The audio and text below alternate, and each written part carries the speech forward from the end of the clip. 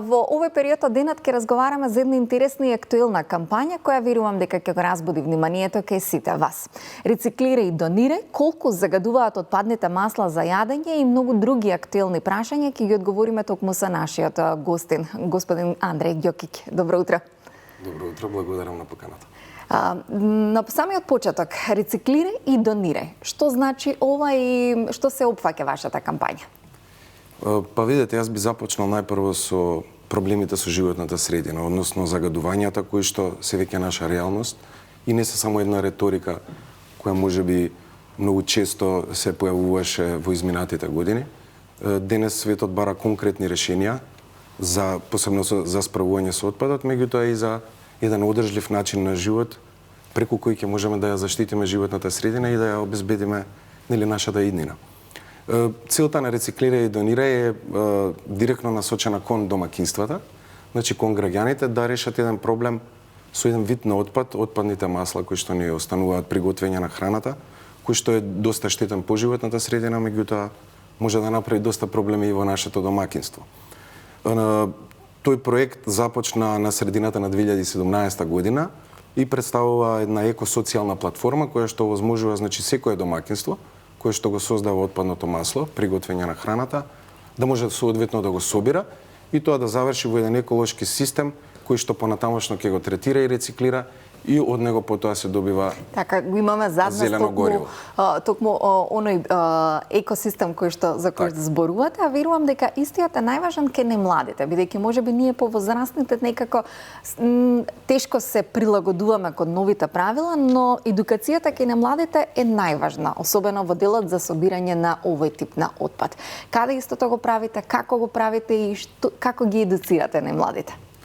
Токму така, значи еден компатибилен дел од кога постои еден функционален систем за собирање, нормално едукацијата за населението да се запознае со него и да види кои можности ги нуди за правилно да се справува со отпадот.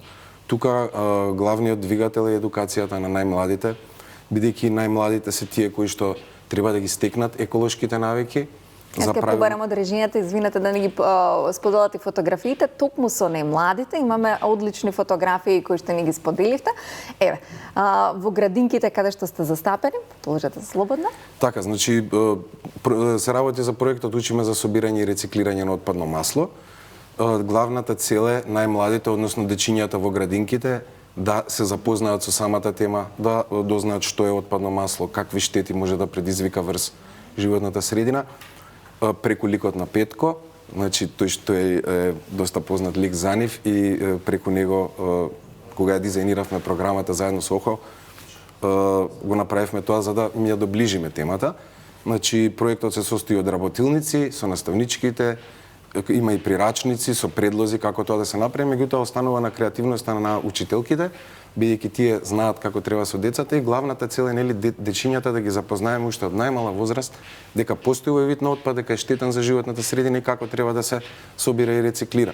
Проектот вклучува и доколку доброволно вклучување и на родителите, каде што ние доделуваме садови за директно на своите дечиња да им покажат дома кога готват и што научивме во градинка, вака се собира и селектира отпадот и се предава на власта на компанија која понатаму соодветно го третира. Значи тоа е еден проект кој што навистина е од јавно добро и го правиме со голема мотивација и напредува секоја година. Веќе во 13 градинки главни матични објекти, односно има совкупно над 50 објекти во склоп на град Скопје веќе се применува. Така. Кога говориме за третман на отпадните масла, колку енергетски интензивен е самиот процес, односно дали се троши многу енергија за да се рециклира овој отпад? Супер прашање и многу важно прашање. Значи секоја капка отпадно масло која што влегува во еколошкиот систем на нашата компанија, овој систем постои од 2009 година. Значи минува низ еден специфичен процес на третман, филтрација, кој што исто така низ тој процес употребуваме и доста енергија, бидејќи маслото мора да се загрее над 40 степени, за да може да се изфилтрира, да се прочисти и истретира, за потоа да може да се извезе како суровина за биодизел према европските стандарди N14-214. Значи целиот тој процес е доста енергетски интензивен и затоа во системот кој што го сертифицира ISCC EU се вика Европскиот систем за биомаса и биогорива, кој го сертифицира нашиот систем за преработка и рециклирање на отпадно масло, се предвидуваат следните чекори на користење и на зелена енергија при самиот третман на отпадот, бидејќи едно добро за општеството е кога рециклирате и собирате отпад, меѓутоа вториот чекор за да одиме уште понапред е каква енергија користите за да го истретирате тој отпад и со користење на зелена енергија, која што ние имаме применето во нашиот систем, понатаму го намалуваме еколошкиот отпечаток на самата фирма и од третманот на отпадот. Така. Ни го споделивте процесот, кои резултати ги имате досега? Кои се бројките на третирање? Така, значи од 2009 година па досега во нашиот систем имаат влезено над 6000 тони отпадно масло од индустрија и од домакинства. Значи домакинствата ние проектот рециклира и донира, кој што почна во изминатите неколку години и полека се движи, меѓутоа на почетокот кога отпочнавме со овој еколошки систем, примарна цел ни беа најпрво индустријата како најголеми создавачи на овој вид на отпад. Значи досега имаат во нашиот систем има влезено над 6000 тони или 6 милиони килограми отпадно масло, што е доста голема бројка. Тие се истретирани, повеќе не ја загадуваат животната средина и преку следственост на самиот систем се користат, односно се извезуваат надвор од државата до фабрики за биодизел, каде што се користат како суровина за зелено гориво, односно биодизел. Така, доста актуелна ни е темата за биодизелот и за цените кои што ги постигнува, но да говориме за тоа колку индустријски создавачи домакинства се вклучени во моментот. Над 1500 индустријски објекти се вклучени и над 2000 домакинства, со тоа што бројот на домакинства секоја година расте, а индустријата исто така ја покриваме територијата на целата држава, во секој град и секаде каде што има потреба индустријските објекти кои што произведуваат храна да склучат со нас договор за да можеме да ги понудиме овие еколошки услуги кои инаку би сакал да напоменам дека се бесплатни. Доколку еве во моментот гледачите дали станува збор за домакинство или индустрија сакаат да се приклучат кон овој систем, каде може да ви се обратат? Ние имаме и еколинија која што е особено насочена кон домакинствата, меѓутоа доколку бидејќи сме активни на социјалните мрежи, веб страна, значи дигитално сме присутни, доколку индустријските создавачи најдат не може, доколку не соработуваме или немаат договор со нас да ни сконтактираат. Меѓутоа еколинијата е за сите прашања и за секој оној од домакинствата кој што сака да се приклучи и да почне да собира отпадно масло, а секако било кој дали индустрија или домакинства може и да не посетат директно во Визбегово да го видат системот и доколку сакаат да се вклучат. Ја споменавте еколинијата и да ја споделиме истата, а верувам дека мотив повеќе за гледачите би било бидејќи со собраното отпадно масло вие донирате, односно подарувате масло кое што верувам дека сега има навистина висока цена достигната на пазарите, така да ова е добре дојдено. Правиме еколошко добро во животната средина, од друга страна мотив за ова е она што вие го подарувате. Споделете ни линијата и верувам дека домакинствата ќе бидат заинтересирани за ова. Така е, најнапред би сакали да им заблагодарам на сите што се веќе приклучени од домакинствата во нашиот систем, бидејќи тие го движат за сега системот низ годините и тие се дел веќе од една еколошка заедница која што привлекува и други собирачи со исти еколошки вредности. Еколинијата е 070 264 444. Сите домакинства кои што се вклучени веќе ја знаат, а тие кои што сакаат да се вклучат или имаат прашања, сакаат да дознаат нешто повеќе за еколошкиот систем, слободно може да не контактираат. Имаме екотим кој што ја сервисира таа линија и целосно во комуникација со граѓаните. Само уште еден дел за граѓаните е многу важен. За секој собран ние доделуваме кантички од 3 литри и за секоја наполнета кантичка ние доделуваме мотивација од половина литар сончо гледово масло, кое што домакинството кое што ја собрало кантичката може да го задржи за себе или може, така и насловот на проектот Рециклирај и донирај, преку Сдруженијето Љубезност да го донира до социјално загрозени категории на граѓани, така да тоа ни е социјалното, односно хуманитарниот дел, кој што исто така е направен за да помогне каде што треба и за да мотивира некој кој што е веќе еколошки свесен да биде и хуман. Кој е бенефитот од собирањето и рециклирањето на отпадните масла, особено за животната средина, бидејќи некако постојано говориме за потребата да имаме зелена и убава животна средина, но некако како да не знаеме и не умееме да го направиме тоа. Така е, повеќе реторика отколку што е пракса. Бенефитот е, а тоа е исто и за секој друг систем, бидејќи во нашата земја има и други системи и компании и организации кои што напорно работат да развијат функционални системи за справување со одредени видови на отпад. Тоа е исто за секој систем, доколку е функционален и доколку функционира како што треба и навистина отпадот се собира, третира и понатаму завршува како суровина или соодветно се отстранува. Бенефитот е најнапред дека ја заштитуваме животната средина директно и практично. Значи тој отпад веќе нема да се фрли, туку ќе заврши каде што треба да заврши према намената на системот. Од друга страна, системите кои што се одржливи за справување со отпадот имаат многу економски бенефити.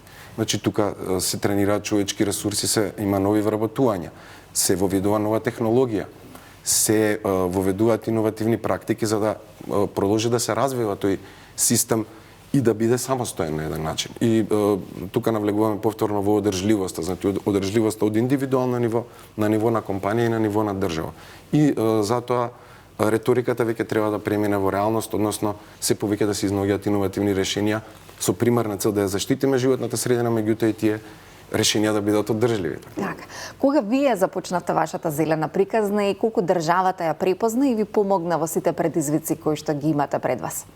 Нашата приказна, споменав и претходно, започна во 2009 година, кога ги изваивме првите дозволи, се направија првите инвестиции и започна бизнис моделот.